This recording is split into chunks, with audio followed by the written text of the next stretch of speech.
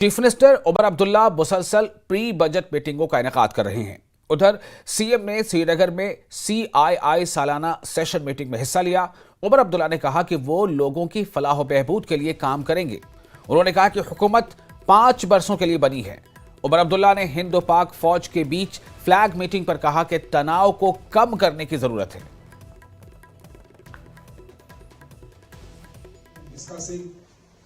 मैं जानता हूं लोगों के एक्सपेक्टेशंस हैं और हमारी कोशिश रहेगी कि जहां तक हो सके उन पर हम उतर आएंगे, लेकिन आपको इस बात का भी एहसास होना चाहिए कि लोगों ने हमें 5 साल का अरसा दिया है।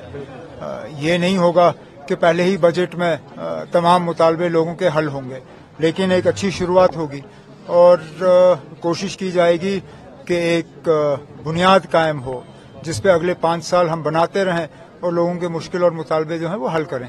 अगर फ्लैग मीटिंग हुई है तो अच्छी बात है। फ्लैग मीटिंग का मकसद ही ये है कि कहीं अगर तनाव हो, कोई टेंशन हो, तो उस टेंशन को जो है बिना किसी ताकत का इस्तेमाल किए हुए उसको कम किया जाए। यही तो फ्लैग मीटिंग का मकसद होता है। मीर वाइज उमर फारूक, जी हां, मीर वाइज उमर फारूक की सिक्योरिटी बढ़ा दी गई है। मरकज ने उन्हें पुलिस के साथ साथ CRPF का तहफ्फुज भी फराहम कर दिया है। यह फैसला सोशल मीडिया पर उनके खिलाफ चलाई जाने वाली मुहिम और खतरात के पेश नजर लिया गया है। खास तौर पर नई दिल्ली के दौरे के बाद हाल ही में उनकी सिक्योरिटी का आज सरेनो जायजा लिया गया, जिसके बाद उनकी सिक्योरिटी में इजाफा किया गया। मीरवाइज ने सख्त हिफाजती बंदोबस्त के दरमियान जुमे की नमाज की इमामत की।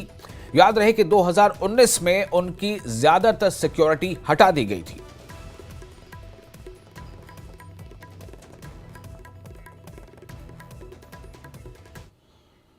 और जम्मू कश्मीर में JKAS प्रीलिम्स की तारीख पर उम्मीदवारों ने Jammu Kashmir public service commission से नजरसानी का मुतालबा किया है। ये इम्तिहान 23 फरवरी को तय है, जो कौमी सतह के AFCAT इम्तिहान के साथ टकरा रहा है, जिसकी वजह से तलबा में बेचैनी पाई जा रही है। सलमान सागर ने यह मसला चीफ मिनिस्टर उमर अब्दुल्ला के सामने उठाया और उम्मीद जाहिर की कि आइंदा 2 दिनों में इसका कोई हल निकाला जाएगा। हालांकि JKPSC चेयरमैन की जानिब से कोई रद्द-ए-अमल सामने नहीं आया है। जो भी UPSC के एग्ज़ाम्स आने वाले हैं मई में, वहाँ पर कहीं एक साथ एग्ज़ाम्स अगर कंडक्ट हो पाए तो उस पर हमने देखा कि आपने CM उमर अब्दुल्ला को भी वाज़ेह किया है इस इशू को लेके, तो क्या अपडेट है इस पर अभी? देखिए, मैं तो अब भी उम्मीद रख सकता हूँ, उम्मीद कर सकता हूँ कि हमने ऑलरेडी गुजारिश की हुई है CM साहब से भी और बात भी पहुँचाई है आगे। अब कुछ भी मसाइल हो सकते हैं, कब होता है ये पोस्टपोन होता है नहीं होता, अब 2 दिन बचे हैं, लेकिन पर उम्मीद हूँ अल्लाह करे कि ये पोस्टपोन हो जाए और जिन स्टूडेंट्स की रिक्वायरमेंट है, डिमांड है कि वो फुलफिल हो जाए। और एट द सेम टाइम मैं अभी भी दोबारा एक बार गुजारिश करता हूँ ऑनरेबल चीफ मिनिस्टर से कि वो इसको कंसिडर करे सीरियसली। हमारा जो मसला है कि KS का एग्ज़ाम 23 को है और ये क्लैश कर रहा है AFCAT के साथ। AFCAT जो एग्ज़ाम है वो उन बच्चों के लिए है जिनकी एज 26 से बिलो है। उन बच्चों की आवाज़ कोई सुनता ही नहीं है और उनके पास ये नहीं है कि हम किस प्लेटफॉर्म पे अपनी आवाज़ उठाएं। तो अगर कश्मीर में हमारी we have an unemployment rate as per the credible sources, unemployment rate है 33%, जो कि नेशनल अनएम्प्लॉयमेंट रेट से कई गुना ज़्यादा है। तो हमें यहाँ पे सोचना है कि हमें एम्प्लॉयमेंट एवेन्यूज़ जनरेट कैसे करें। हम तो अपॉर्चुनिटीज़ नहीं दे रहे हैं। जम्मू कश्मीर जनता दल यूनाइटेड के सदर GM शाहीन ने सोनावारी में एक बड़े अवामी इज्तिमा से खिताब करते हुए रियासती दर्जे के हवाले से बड़ा बयान दिया। उन्होंने कहा कि रियासती दर्जा आवाम को वापस मिलेगा, किसी मखसूस शख्स या ठेकेदार को नहीं। उन्होंने हुकूमत पर तनकीद करते हुए कहा कि खित्ते में बुनियादी सहूलियात का फुकदान है। खास तौर पर पीने के पानी की किल्लत लोगों के लिए एक बड़ा मसला बनी हुई है। इस मौके पर उन्होंने लेफ्टिनेंट गवर्नर मनोज सिन्हा से कानकुनी के मजदूरों के मसाइल हल करने और उन्हें मुनासिब रिलीफ फराहम करने की अपील भी की। उमर अब्दुल्ला पर सख्त तनकीद करते हुए GM शाहीन ने कहा कि मरकज किसी फर्द को रियासती दर्जा देने का ठेकेदार नहीं बना सकता, बल्कि ये अवाम का हक है और उन्हें ही वापस दिया जाएगा।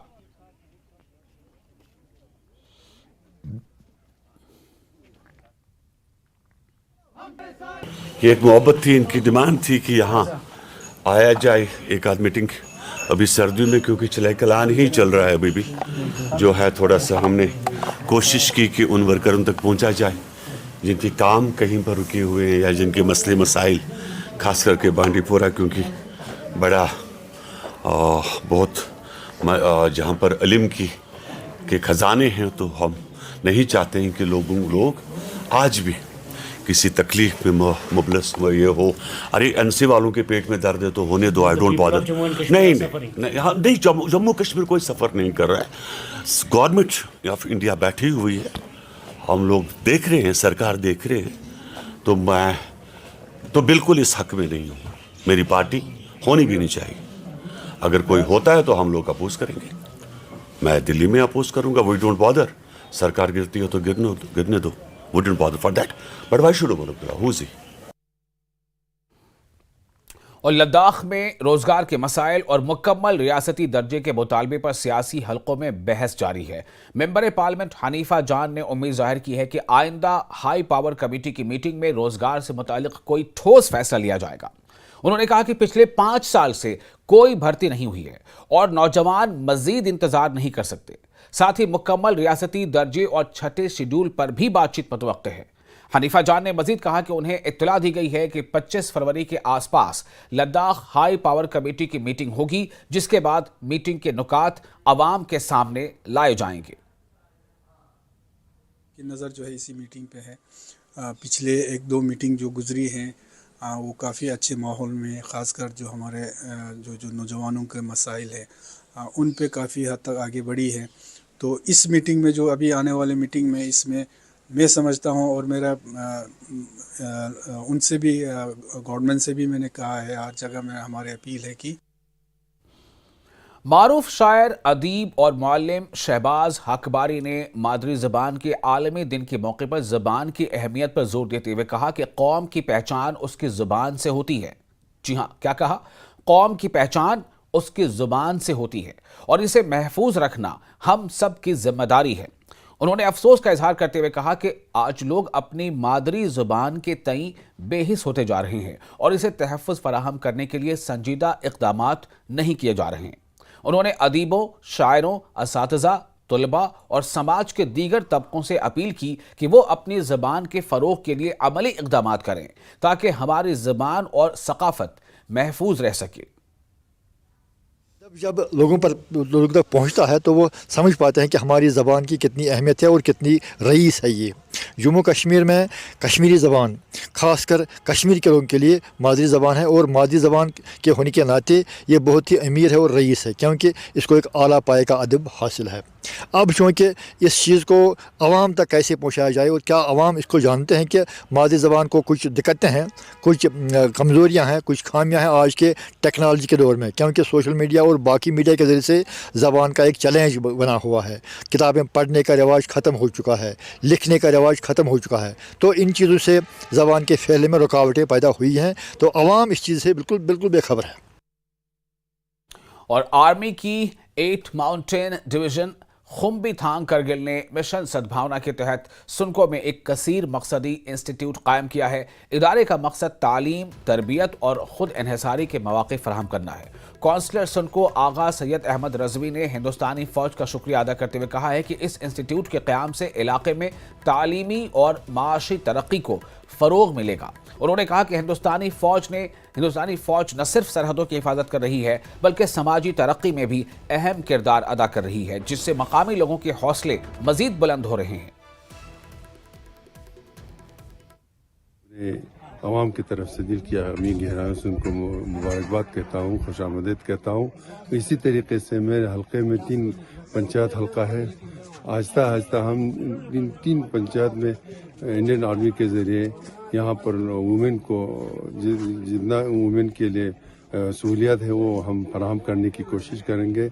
मैं इंडियन आर्मी को फिर से अपने दिल की अमीर गहराइयों से शुक्रिया अदा करता हूँ। पूरे आवाम की ओर से हम इंडियन आर्मी का बहुत ही धन्यवाद करते हैं, मशकूर व ममनून है कि उन्होंने सद्भावना के थ्रू यहाँ पर एक एम्प्लॉय सेंटर कायम किया है, जिससे लोगों को काफ़ी फ़ायदा होगा। लोग काफ़ी खुश हैं कि इंडियन आर्मी ने ये इनिशिएटिव यहाँ पर लिया है। इंडियन आर्मी के थ्रू यहाँ ये सेंटर खोला है, तो हमें उम्मीद है हमारे ख़वातीन इन्हीं सेंटर के तहत उनको आगे बढ़ाएंगे। उनके जो इनकम में उनको आगे बढ़ाने का एक ज़रिया इनको मिलेगा और इनको एक ऐसा प्लेटफार्म उन्होंने हमें दिया। बहुत बहुत शुक्रिया। हम तमाम ख़वातीन की तरफ से एक बार फिर इंडियन आर्मी का बहुत बहुत शुक्रगुजार हैं। आज पूरे entire team of Indian army को थैंक यू करना चाहती हूँ कि आप लोग ने हम लोग के लिए ऐसी इतनी अच्छी प्लेटफॉर्म्स प्रोवाइड किया है। अगर हम बात करें हमारी विलेज के वुमेन्स के बारे में, गर्ल्स के बारे में, तो यहाँ के जो वुमेन्स है, गर्ल्स है, इनके अंदर बहुत ही स्किल्स है, लेकिन जो ये स्किल्स है इनको यूज करके इनको इम्प्लीमेंट करने की ज़रूरत है। तो एक प्लेटफॉर्म इंडियन आर्मी की तरफ से प्रोवाइड किया गया है। और तहसील लीगल सर्विसेज कमेटी सुनको ने traffic police Kargil, assistant regional transport office Kargil और ऑल ट्रांसपोर्ट एसोसिएशंस करगिल के इश्तराक से ऑडिटोरियम हॉल करगिल में ट्रैफिक कवानीन और जवाबित के उन्वान से एक आगाही प्रोग्राम मुनक्किद किया। इस मौके पर चेयरमैन तहसील लीगल सर्विसेज कमेटी सुनको व special judicial mobile magistrate Kargil मोहतरमा दिलदन अंगुमो ने सदारत की, जबकि DSP DAR Kargil, DSP traffic Kargil, ARTO Kargil और सदर ऑल ट्रांसपोर्ट एसोसिएशन करगिल मेहमान खुसूसी के तौर पर मौजूद रहे। प्रोग्राम में मुकर्ररीन ने ट्रैफिक कवानीन की पासदारी की अहमियत पर जोर दिया और हादसात की रोकथाम के लिए अमली इक़दामात पर तबादला ख्याल किया।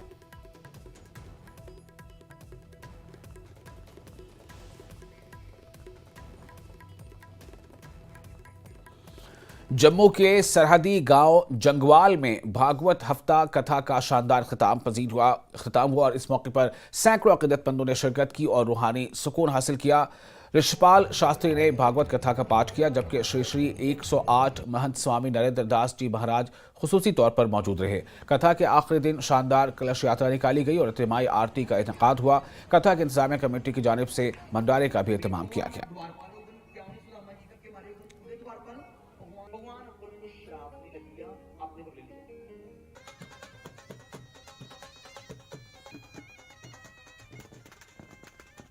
कि सभी लोगों को एक रहना चाहिए और देखो हम लोग यदि सनातन संस्कृति को हमको आगे बढ़ाना है तो सभी को एक होकर चलना चाहिए। और जिस प्रकार हमारे बच्चे गुमराह हो रहे हैं, नशा में जा रहे हैं, चिटा ले रहे है ना, तो समाज को यदि भागवत जी की कथा प्राप्त नहीं होगी, सत्संग प्राप्त नहीं होगा, तो फिर बच्चों को दिशा कौन देगा? ठीक है ना। तो ये जो कथा है हमारे शिष्य श्री रसपाल शास्त्री जी अनंतपुर से, इनके द्वारा चौथी कथा हुई है ये। तो हर गांव में ऐसे आयोजन होने चाहिए। और जम्मू के भोलीचक गांव में श्री राधा कृष्ण मंदिर में श्रीमद् भागवत कथा हफ्ता का आगाज हो गया है। इस मौके पर एक शानदार कलश यात्रा निकाली गई, जिसमें सैकड़ों अक़ीदतमंदों ने शिरकत की। कलश यात्रा मुख्तलिफ देहातों से गुजरते हुए हिरापीर के करीब एक मुक़द्दस नाले पर पहुंची, जहां अक़ीदतमंदों ने जल भरा और फिर यात्रा मंदिर में ख़िताम पजीर हुई। मंदिर कमेटी के अरकान ने बताया कि 22 फरवरी से 28 फरवरी तक ये मुक़द्दस कथा जारी रहेगी। अपना ध्यान है वो भगवान के दरबार में हाजरी लवांदा रवे और बाहर नशे का ध्यान नहीं जा। सर किहड़े महाराज ने सत्संग करनी और कदों तो लिए शुरू होई है ते कदों ते संपन्न होनी है? साडे मंदिर विच कल 22 तरीक तो ये भागवत सप्ताह का जिहड़ा शुरुआत होएगी और साढ़े रछपाल शास्त्री जी महाराज वो अपने प्रवचन देंगे 7 दिन और ये 22 तो 28 तरीक तक साड़ी कथा चलनी है। ये 28 तरीक साड़ा लास्ट जिहड़ा वो जग होएगा उस दिन संभालना। और फिलहाल एक छोटा सा ब्रेक लेते हैं। ब्रेक के बाद खबरों का सिलसिला जारी रहेगा। बने रहे न्यूज़ 18 JKLH के साथ। मैं हूं विशाल।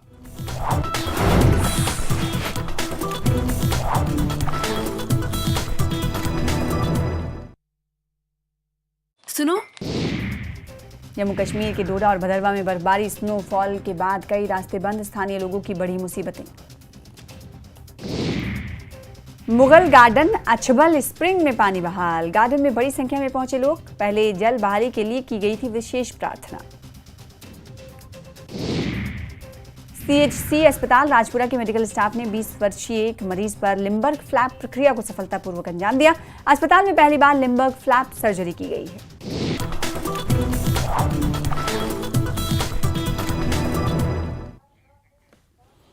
ब्रेक के बाद एक बार फिर आपका इस्तकबाल है। न्यूज़ 18 पर आप देख रहे हैं इस वक्त की अहम खबरें। मेंढर में शदीद बारिश के बायस मरकजी बाजार में पानी भर गया। बारिश की वजह से कई दुकानों में पानी दाखिल हो गया और ताजिरों की कीमती अशिया को शदीद नुकसान पहुंचा। मकामी ताजिरों का कहना है कि बाजार में निकासी आब के नाकिस इंतजाम की वजह से हर बारिश के बाद ऐसी सूरत हाल पैदा हो जाती है। व्यापार मंडल और मकामी ताजिरों ने इंतजामिया के खिलाफ एहतजाज किया और इल्ज़ाम लगाया कि सब डिविजनल इंतजामिया और देही तरक्याती महकमे ने मुतअद्दिद दरख्वास्तों के बावजूद निकासी आब का मुनासिब बंदोबस्त नहीं किया। दुख से ये कहना जा रहा है कि ये जो बाजार की नालियाँ आज 10 दिन से SDM साहब को और BDO साहब को और जो हमारे PWD के AE साहब हैं 10 दिन से हमारा जो बाजार का व्यापार मंडला पूरा जा रहा है इनके पास तहसील में। लेकिन मैं ये बड़े ज़ोर से कहना चाहता हूँ कि यहाँ की जो एडमिनिस्ट्रेशन है बिल्कुल फेलियर है।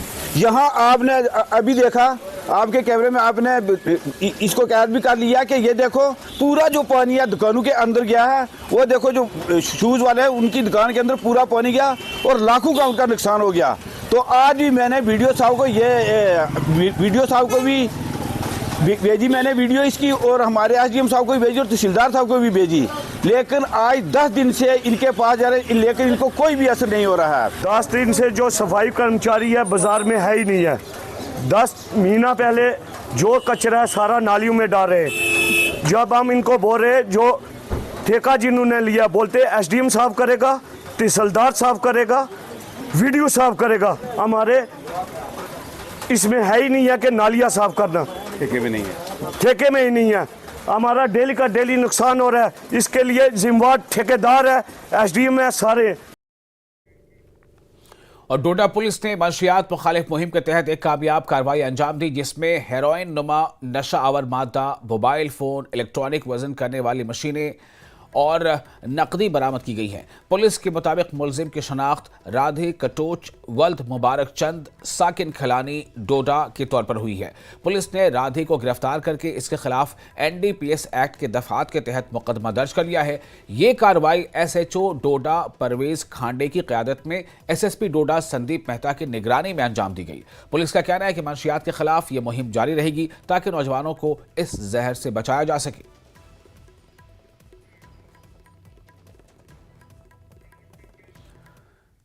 जिला पुलवामा के राजपुरा CHC अस्पताल में पहली बार लुम्बार फ्लैप प्लास्टिक सर्जरी अंजाम दी गई है। एक अहम कामयाबी में CHC अस्पताल राजपुरा के तिब्बी अमले ने कामयाबी के साथ एक 20 साला नौजवान मरीज पर लिम्बर्ग फ्लैप का तरीक़ाकार अंजाम दिया है जो तवील अरसे से इस मर्ज में मुब्तला थे।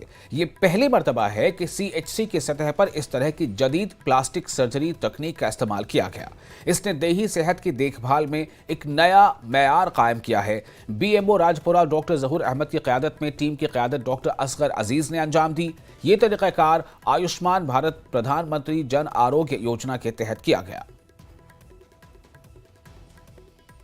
ये पेशेंट हमारे पास आया था विद पाइलोनाइडल साइनस। इसमें जो ये रिकरेंट कंडीशन है इसमें मल्टीपल टाइम्स इन्फेक्शन हुआ था इसको पिछले 1 साल से। अब हमने इसको एक प्लास्टिक प्रोसीजर किया है जिसका नाम है लिम्बर्ग फ्लैप और ये इस सेटअप में पहली बार ऐसा प्रोसीजर हुआ होगा CHC सेटअप में जो हम रूटीनली अब कर रहे हैं। और मैं यहाँ मेंशन करना चाहूँगा कि हमारे पास 4K वर्ल्ड क्लास लेप्रोस्कोप भी है और रूटीनली हम यहाँ अब DC साहब ने जो हमें लेप्रोस्कोप प्रोवाइड किया हम रूटीनली यहाँ लेप्रोस्कोपिक सर्जरीज कर रहे हैं।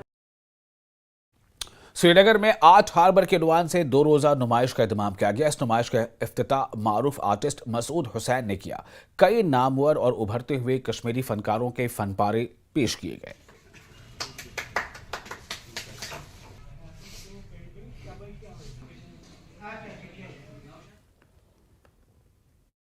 खुशी है यहाँ के ये जो इनिशिएटिव हमारे यंगर जनरेशन के जो आर्टिस्ट हैं उन्होंने ये एक छोटी सी पहल शुरू की है। एक छोटी सी आर्ट गैलरी बनाई है और जहाँ पे ये आर्टिस्ट अपना काम दिखा सकें। और यहाँ पे इन्होंने दूसरा एक बहुत अच्छा एक स्टेप उठाया है जहाँ के यहाँ के आर्टिस्टों के लिए एक sort of a meeting place रखी है और यहाँ पे आर्टिस्ट आके काम कर सकते हैं और यंगर जनरेशन के जो आर्ट करना चाहते हैं वो आके यहाँ इन आर्टिस्टों की गाइडेंस में काम कर सकते हैं। एक इनिशिएटिव हमने स्टार्ट किया आर्ट हार्बर के नाम से, जो एक स्पेस आर्टिस्टों को, विजुअल आर्टिस्ट स्पेशली, उनको एक कमी यहाँ है अपना काम दिखाने के लिए, एग्जीबिशन देने के लिए। तो एक छोटा सा इनिशिएटिव हमने उसके लिए स्टार्ट किया है। और आजकल के जो बच्चे जो काफ़ी राग़िब है आर्ट और क्राफ्ट के रिलेटेड, उनके लिए हम यहाँ पे क्लासेस भी स्टार्ट कर रहे हैं, जो वीकली या डेली बेसिस पे जो भी आना चाहते हैं, they can come and they can express their feelings here. तो हमने यहाँ पे डॉक्टर साहब की वसात से, उनके पास जगह थी, इस स्पेस को क्रिएट किया ताकि एक आर्ट गैलरी क्रिएट हो जाए।